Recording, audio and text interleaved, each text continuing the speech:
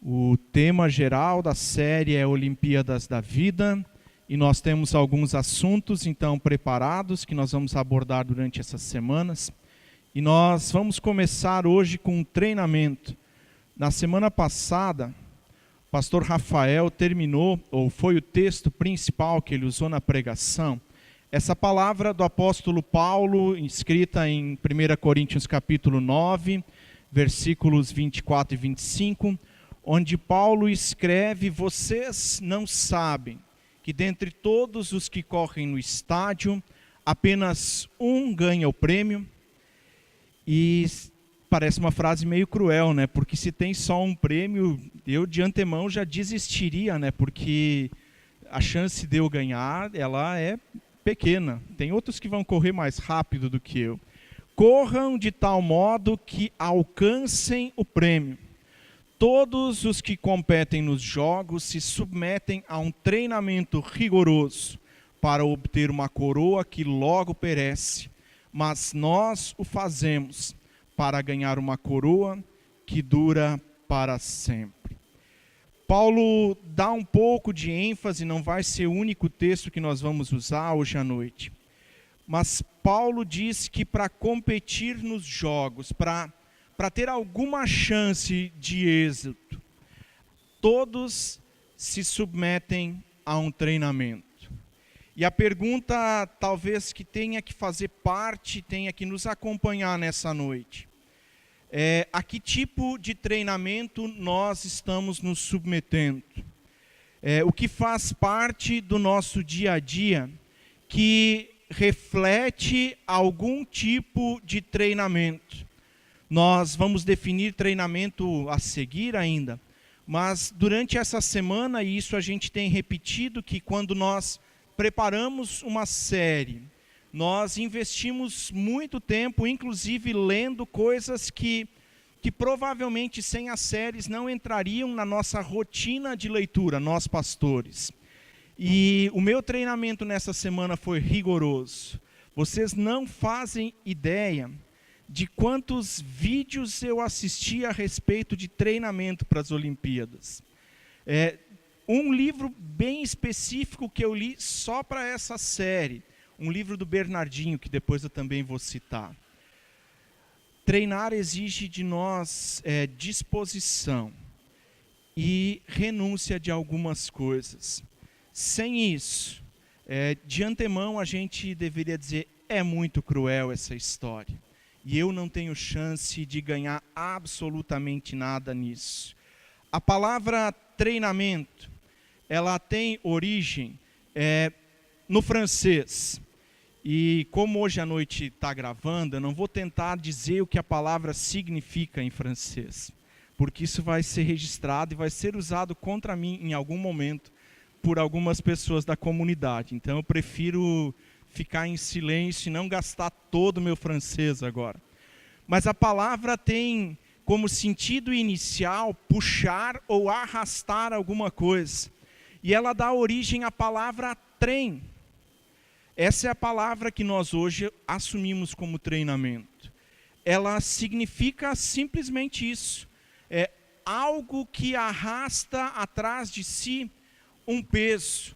Treinamento agora, falando no nosso português, que nem sempre é tão claro, diz respeito à aquisição de conhecimento, habilidades e competências como resultado de formação ou de repetição. Se inicialmente a palavra ela tem um sentido diferente, nós entendemos elas muito rapidamente quando a gente fala de adquirir algum conhecimento ou habilidade. Quando a gente fala de treinamento, isso vem à nossa mente.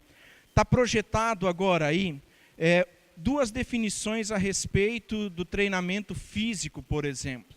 E eu também me assessorei dos educadores físicos da comunidade. Nós estamos falando da Olimpíada, né? E Olimpíada diz respeito a um treinamento físico. O treino físico concentra-se em objetivos mecânicos, programas específicos, desenvolve habilidades ou músculos específicos, visando atingir um máximo de força ou velocidade para a realização de determinada atividade. se a gente tirar só a questão dos músculos, mas essa definição ela também valeria para algumas outras áreas da nossa vida. A gente treina, a gente busca adquirir a competência, habilidade em alguma área da nossa vida. Com o passar do tempo, mais importante é algum programa de treinamento para conservação da musculatura, capacidade de trabalho, pois no ser humano existe a tendência progressiva ao declínio.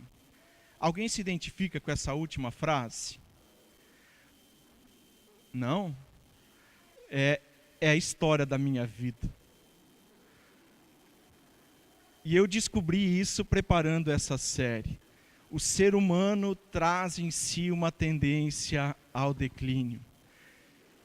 E agora, como eu resolvo essa parada? Não tem muita chance, não consigo mais voltar atrás no tempo. Treinamento é algo que é realizado, então, para que a gente desenvolva uma capacidade para determinada área, e agora falamos especificamente da questão física, porque os exemplos que a gente quer usar a seguir vão nos ajudar também nessa área. Tem um videozinho que eu quero mostrar para vocês agora. O nadador César Cielo, campeão olímpico e recordista mundial, está fora dos Jogos Olímpicos do Rio. Na luta pelo melhor tempo, um contratempo. Problemas no abastecimento de energia deixaram o estádio aquático do Parque Olímpico sem luz. As provas do último dia da seletiva que definia a equipe brasileira de natação começaram com 45 minutos de atraso. César Cielo estava confiante, porque nas eliminatórias pela manhã tinha feito 21 segundos e 99 centésimos, o que seria suficiente para garantir a classificação.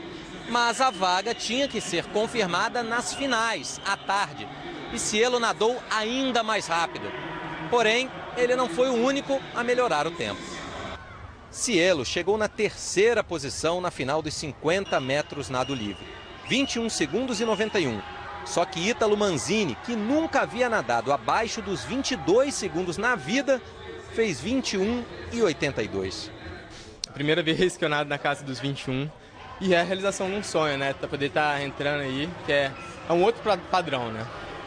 Bruno Fratos, dono dos melhores tempos do país este ano, venceu a prova com 21 e 74 e confirmou a vaga. Era a última chance de César Cielo de disputar uma prova individual nos Jogos Olímpicos. É difícil, tá uma sensação de time completo, mas como eu disse, essa é a beleza do esporte.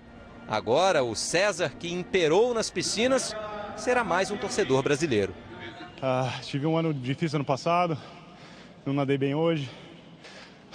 Bola pra frente, o Brasil vai bem, gente. Desculpa, pai, desculpa, mãe. Dessa vez não deu.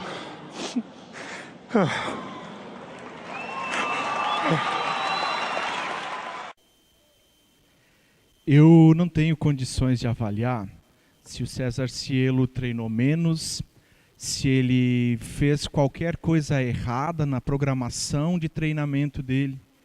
Mas o resultado é esse. Se você não acompanha especificamente natação, eu tenho certeza que você nunca tinha ouvido falar desse outro nadador chamado Ítalo Manzini. Ele nunca nadou abaixo dos 22 segundos. E de repente ele faz isso. E isso não aconteceu certamente por acaso. Ele vinha treinando longe dos holofotes da mídia, provavelmente dos nossos olhos. Mas ele se submeteu a um treinamento. O Cielo fez um tempo melhor do que ele tinha feito na prova anterior. Mas de repente, um anônimo, pelo menos para o grande público, supera e ele agora não está classificado para a Olimpíada. O treinamento contínuo, ele também é importante para os atletas de alto rendimento. Se nós queremos fazer uma primeira analogia para a nossa vida, se nós atingimos um determinado patamar na nossa vida, espiritual, emocional, financeira, isso não quer dizer que agora a gente simplesmente cruza os braços e espera o tempo passar. O treinamento precisa ser constante. Um segundo cara, vocês reconhecem quem está na foto ali? Quem é? A foto ficou pequena, não dá para reconhecer. É um sujeitinho que corre um pouquinho mais rápido do que eu. O nome dele é Usain Bolt. Usain Bolt, ele diz assim: muitas pessoas nos veem correndo e acham que é fácil, que não é preciso muito esforço. Mas antes de chegar às corridas, há muito sacrifício. Parece que você vai morrer. Parece fácil ou não parece fácil olhando a foto? Ele ganhou com uns 2 passos de vantagem ali. Eu não sei se a foto é daquele dia, mas eu acho que é da Olimpíada. Da Olimpíada não, quando ele quebra o recorde em Berlim, onde ele estabelece o recorde mundial. Ele chega na frente rindo, tranquilo. Os outros estão fazendo movimento para passar da linha com o pescoço, como cavalo no jockey. A expressão ganhou por um pescoço, por uma cabeça, vem do jockey e é aplicada às vezes nas corridas. Ele está tranquilo. Agora vejam no treinamento. Ih, entrou o vídeo errado. Pode deixar aí. Esse é o vídeo do meu treinamento para corrida. Listos, se levantam a cadeira, não despeguem as mãos do piso. Estás mal, Carlos. Isso era quando eu era criança, lá em Três Coroas. E fuera, vámonos. Córrele, córrele, córrele, córrele. Córrele, Ángel. Toque la línea, hasta allá, Ángel. Hasta allá. Muy bien. Qué bárbaro, Ángel, ¿eh? Chócala. Eu não corria nada, mas eu encontrei os atalhos. Usain Bolt. É um recorte de um documentário chamado O Homem Mais Veloz do Mundo, que você encontra na internet também. Looks so easy, you look effortless, but before it gets to that point, it's hard. It's like hard work, day in, day out, sacrifice, day in, day out. Just dying. This time when you're running, you just want to stop. You just want to give up everything. The hell with this, I just want to go home. Listen, the work is behind the scene. Competition is the easy part. Don't do it. Stop running. Retire. Go play football.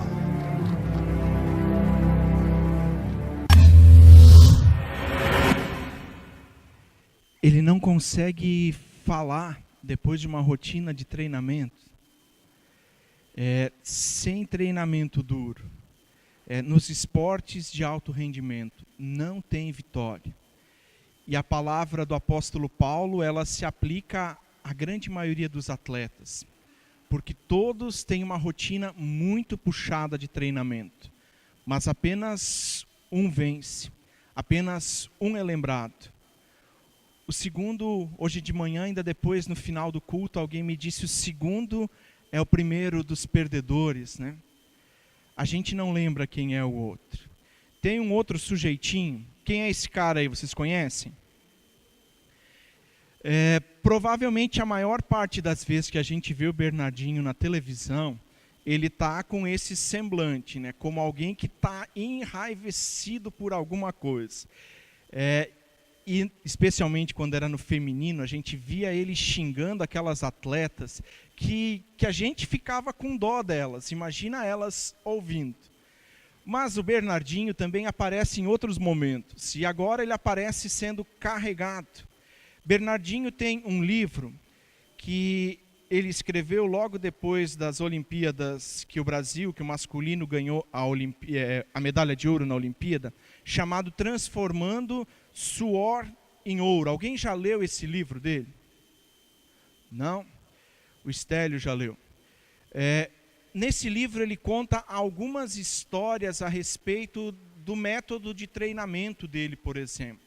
Ele vai contar desde a época que ele era atleta, de como ele se tornou atleta, da trajetória dele ao longo dos anos em que ele competiu, de como ele era sempre aquele que mais enfesado porque a vitória não vinha. E ele fez parte de uma geração, sendo reserva, de uma geração que ganhou a prata. E é lembrada, sempre que se fala do vôlei no Brasil, se fala da geração de prata. E o Bernardinho vira técnico, primeiro de time feminino, depois seleção feminina, e vai ganhando os torneios, a grande maioria que eles vão disputando, ele vai ganhando. No masculino é semelhante. E ele escreve algumas situações de como ele mantinha essa equipe motivada para treinar. Ele chegou no auge com a seleção masculina de vôlei, onde o Brasil era o inimigo a ser batido. Para quem não acompanha vôlei, talvez nem acompanhe tudo isso. Hoje já tem alguns que de vez em quando rivalizam bem com o Brasil, e o Brasil tem que se esforçar muito para ganhar alguma coisa. Mas ele diz, cada torneio que a gente ganhava, nós começávamos a treinar 1 hora mais cedo. Se até aquele torneio o horário de treinamento de manhã era às 9, no torneio seguinte, se nós ganhamos, começava às 8. Porque eu tinha que tirar eles da zona de conforto. Se eles achassem que eles treinaram o suficiente da semana passada, eles ganhariam novamente, nós perderíamos.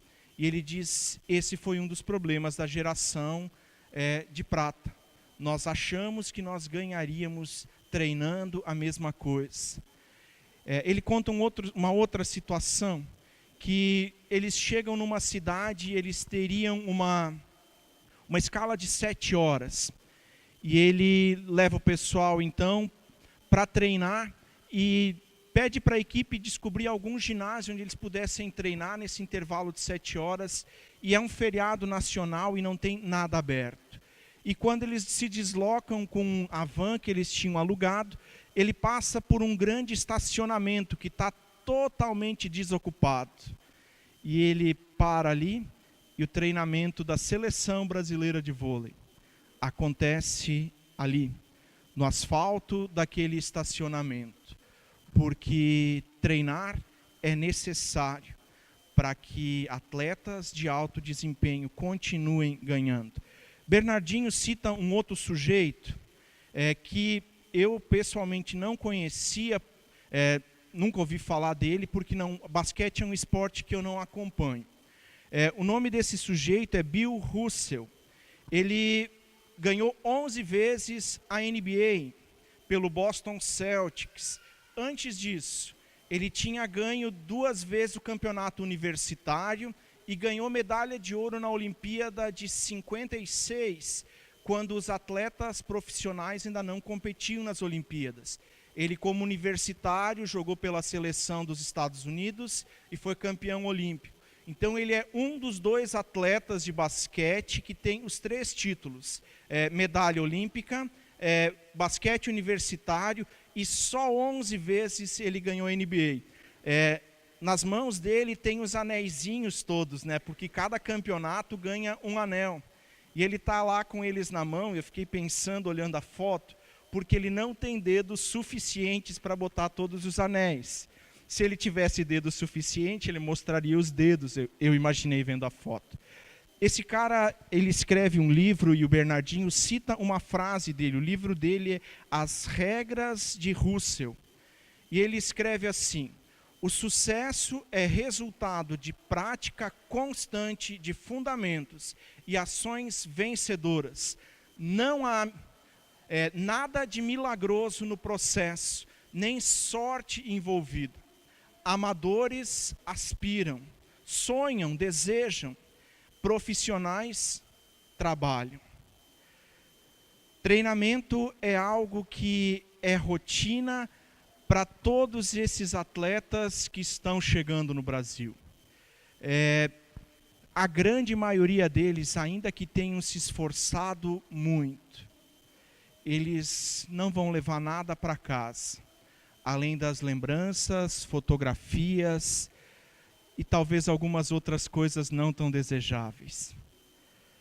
a maioria deles, mesmo com um treinamento rigoroso, vão chegar no dia final da Olimpíada, descobrindo que não foi suficiente. Talvez alguns decidam trabalhar mais e consigam resultados em outro momento. Outros simplesmente vão precisar dizer, tem gente melhor do que eu. E eu quero agora, depois de olhar um pouquinho para o que treinamento significa, especialmente para atletas de alto rendimento, nós queremos dar um salto para dentro daquilo que é o nosso específico, que é a palavra. 1 Samuel, capítulo 17, se você tem sua Bíblia aí e quiser abrir comigo.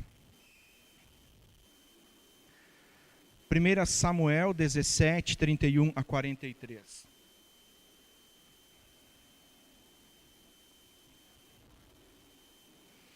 O texto nos relata uma parte da história de Davi e Golias, e ela termina com a vitória, assim como nós conhecemos a história. 31, então, as palavras de Davi chegaram aos ouvidos de Saul. Saul é o rei de Israel nessa época, que o mandou chamar. Davi disse a Saul: ninguém deve ficar com o coração abatido por causa desse filisteu. Filisteu citado aqui é Golias. Golias vai aparecer mais tarde ainda, mas a história diz que ele é um homem que tem mais ou menos 2,80 metros, 2,90 metros. Ele é um guerreiro treinado e ele saía todas as manhãs para chamar o povo de Israel para a guerra. Um exército acampado diante do outro e aquele sujeito sai, eu imagino a cena, dá umas batidas com a espada no escudo dele, aquilo faz um barulhão e ele desata a falar insultos para o povo de Israel. Isso se repete por alguns dias e ninguém do exército muito bem treinado fica indignado com essa situação. Davi vem trazer comida para os seus irmãos. Lá no acampamento, ele tem 3 dos irmãos dele que servem nesse exército. Davi ouve aquilo e começa a dizer, não é possível, porque não deveria ser assim. E essa conversa chega aos olhos de Saul, e isso acontece antes daquilo que nós lemos. Respondeu Saul, versículo 33, você não tem condições de lutar contra esse filisteu. Você é apenas um rapaz, e ele é um guerreiro desde a mocidade. Davi, entretanto, disse a Saul, teu servo toma conta das ovelhas de seu pai. Quando aparece um leão ou um urso e leva uma das ovelhas do rebanho, eu vou atrás dele, dou-lhe golpes e livro as ovelhas de sua boca.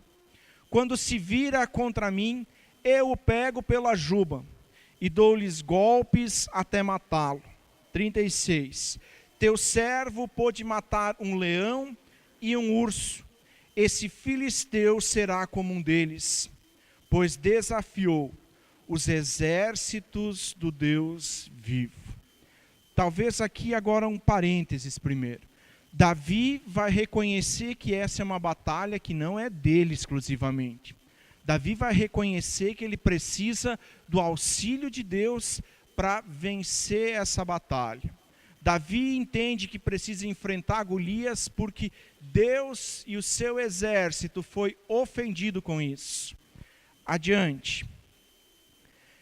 Diante disso, Saul disse a Davi, vá e que o Senhor esteja contigo. 38. Saul vestiu Davi com a sua própria túnica e colocou-lhe uma armadura e lhe pôs um capacete de bronze na cabeça. Davi prendeu a sua espada sobre a túnica, tentou andar, pois não estava acostumado com aquilo. Dizem que essa armadura que se usava na guerra podia pesar até 80 quilos. Se ele era um rapaz, e os outros textos vão dizer que ele não era muito grande, talvez mirradinho, ainda não tinha encorpado, não tinha ficado forte e bonito como eu. ele não conseguia andar com aquele peso todo. 80 quilos talvez fosse mais do que o peso dele mesmo. E Davi descobre que com aquilo não dá.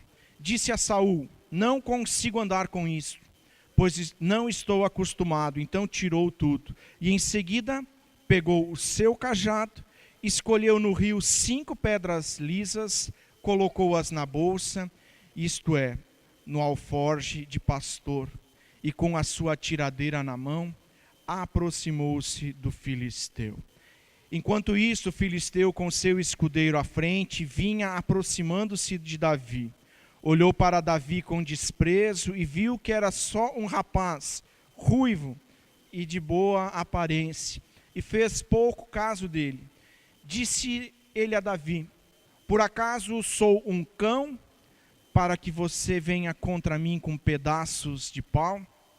E o filisteu amaldiçoou Davi, invocando seus deuses, e disse: vem aqui, e darei a sua carne às aves do céu e aos animais do campo. O final da história é vitória de Davi. A gente conhece essa história e tem algumas coisas dela que nos ajudam nessa noite, quando nós queremos falar sobre treinamento. A primeira delas: Davi era um atleta desconhecido. Nas Olimpíadas, de vez em quando, pelo menos do grande público, que é o meu caso, que não acompanha atletismo, tem alguns ganhadores que surpreendem, que são desconhecidos da maioria de nós. Em 2008, por exemplo, nenhum de nós, ou poucos de nós, haviam ouvido falar de César Cielo. E ele ganha a Olimpíada. De Mauro Reinmarche, também medalha de ouro na Olimpíada, nós não conhecíamos. Davi era um atleta desconhecido.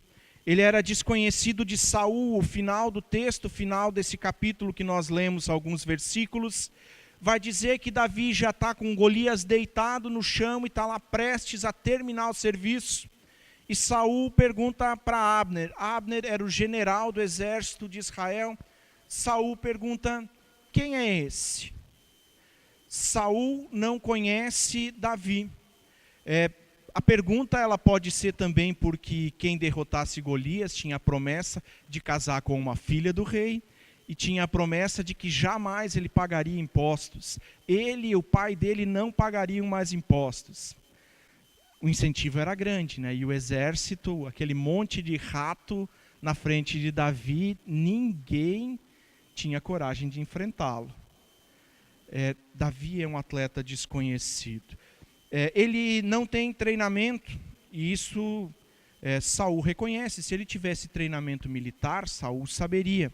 E agora Davi então enfrenta isso e ele diz, se apresentando, dizendo: meu treinamento, ele não foi com Golias, não foi enfrentando um outro homem, não foi enfrentando um outro soldado, mas eu treinei. Eu treinava enquanto eu cuidava das ovelhas do meu pai. E quando vinha um leão, o fim dele era o mesmo que vai ter esse filisteu. Quando vinha um urso, o fim dele era o mesmo que esse filisteu vai ter. Era um atleta desconhecido, mas não sem treinamento. A segunda coisa que para mim aparece no texto é que Davi, ele treina longe dos holofotes. Ele não tem a mídia acompanhando ele. É uma situação hipotética essa. A grande mídia da comunicação não acompanhava Davi pensando quem vai ser o próximo rei. Eles não olharam para um monte de crianças e disseram: esses aqui têm as qualificações para serem reis de Israel e nós vamos acompanhar eles desde o seu nascimento e todas as coisas que eles vão fazer durante a vida, porque quando eles forem reis, isso dá um documentário muito bonito. Ninguém olha para Davi, nem mesmo a sua família. O rei nessa época era Saul, e eu já disse, Deus rejeita Saul como rei. Saul desobedece Deus, oferece um sacrifício sem a presença do profeta. O profeta era Samuel. E Deus diz para Samuel: deixei Saul. Ele não vai mais ser quem vai reinar sobre o meu povo. E eu já escolhi outro.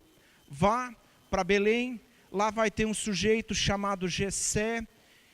Leva junto algo para o sacrifício, assim como você fez com Saul, porque dos filhos de Jessé eu escolhi um novo rei. E Deus orienta Samuel dizendo assim: não se guia pela aparência, porque ele não vai ser escolhido pela aparência, porque eu, o Senhor, vejo o coração. Samuel faz isso, Jessé reúne toda a sua família, mas Davi não é chamado. Davi continua lá pastoreando ovelhas. Nem mesmo o seu pai, nem mesmo a sua família aposta muito no treinamento de Davi ou na capacidade, na condição de que ele possa ser rei. Eles também não sabiam que a preocupação de Samuel era essa. E eles são apresentados, todos os filhos, dos mais velho ao mais novo, e Deus vai dizendo para Samuel: não é esse, não é esse, não é esse. E Samuel pergunta para Jessé, pai de Davi: tem certeza? Tem certeza que todos estão aqui? E Jessé disse: tem o Nene. O Nene está lá cuidando das ovelhas. Nene, para quem não vem do contexto germânico, toda a família, o filho mais novo vira Nene, pelo menos no âmbito familiar. Tem esse, mas ele está lá cuidando das ovelhas. Ele não é considerado nisso. O que acontece entre Davi e Deus nesse tempo que ele está lá nas montanhas cuidando dessas ovelhas, nós não temos condições de saber, a palavra não nos revela isso, mas o treinamento dele aconteceu longe de tudo isso.